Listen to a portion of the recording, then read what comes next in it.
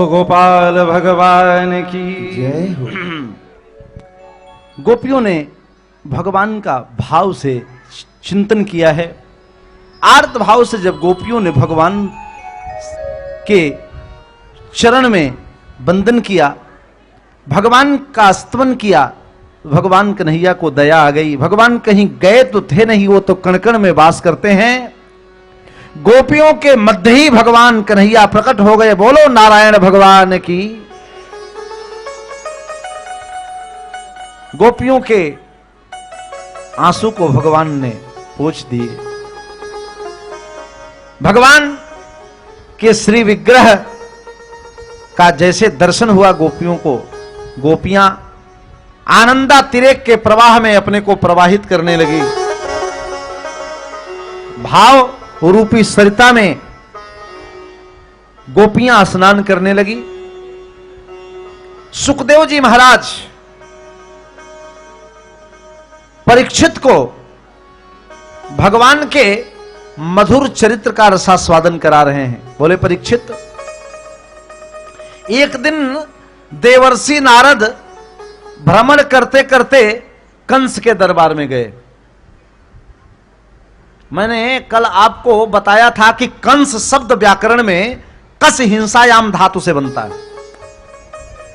जिसका काम ही है रुलाना, उसी का नाम है कंस। नारद जी पहुंच गए कंस के दरबार में। नारद का बड़ा सम्मान किया कंस। नारद जी दोनों पक्ष में सम्मान पा जाते थे। नारद जी ने कंस से कहा, महाराज वसुदेव ने तुम्हारे साथ बहुत बड़ा छल किया। आकाशवाणी ने कहा था 8वें गर्भ से तेरा अंत होगा।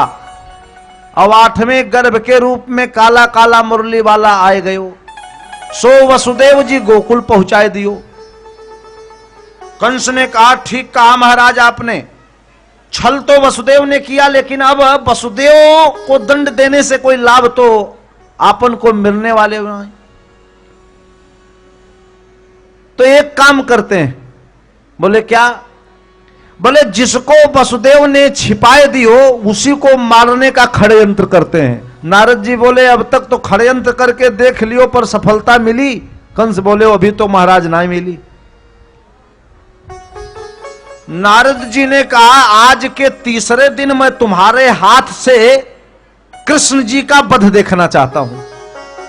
अब देवता आकाश में है, नारद जी को देख रहे हैं। नारद जी बोल क्या रहे हैं? भगवान के पास जाते हैं तो स्तुति गाते हैं और भगवान का ही नाम लेकर के वध की बात कर रहे हैं। कंस से भगवान के परम भक्त भागवत नारद जी बोले कि आज के ठीक तीसरे दिन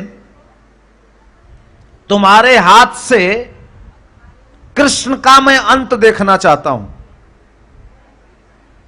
कंस बोला, प्रभु क्या बताऊं, आपसे क्या छिपाना है? जिस राक्षस को मारने के लिए भेजता हूं वो लौट के आता ही नहीं है। बड़े बलवान है दोनों भाई भाई। भगवान के बल की चर्चा करने लगा।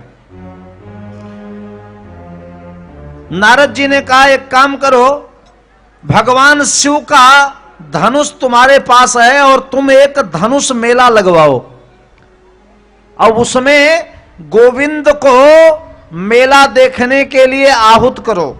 और जब वो मेला देखने गोकुल से मथुरा आएंगे तो अब तक तो तुम मथुरा से गोकुल राक्षसों को भेजते रहे, और जब वो मथुरा आ जाएंगे तो अपने घर में तो आदमी और बलवान होता है, वहीं झटपट गोविंद को मार देना, सब काम बन जाएगा।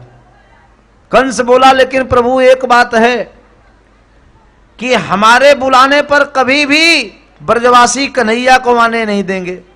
बोले एक बात सुन लो कंस, तुम्हारे दरबार में अक्रूर जी पर ब्रजवासी बहुत विश्वास करते हैं। अक्रूर जी पर ब्रजवासी बहुत विश्वास करते हैं।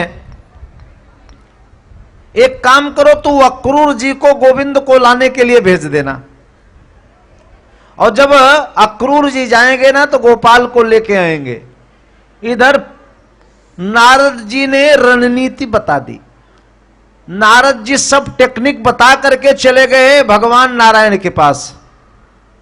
वृंदावन की धरती पर गोविंद बैठे थे, नारद जी भगवान के चरणों में वंदन किए, बोले प्रभु इस दुष्ट पापी कंस ने संत जनों को बहुत परेशान किया है, इसके पाप से तो न चैन से संत लोग दिन में प्रसाद ग्रहण कर पाते हैं,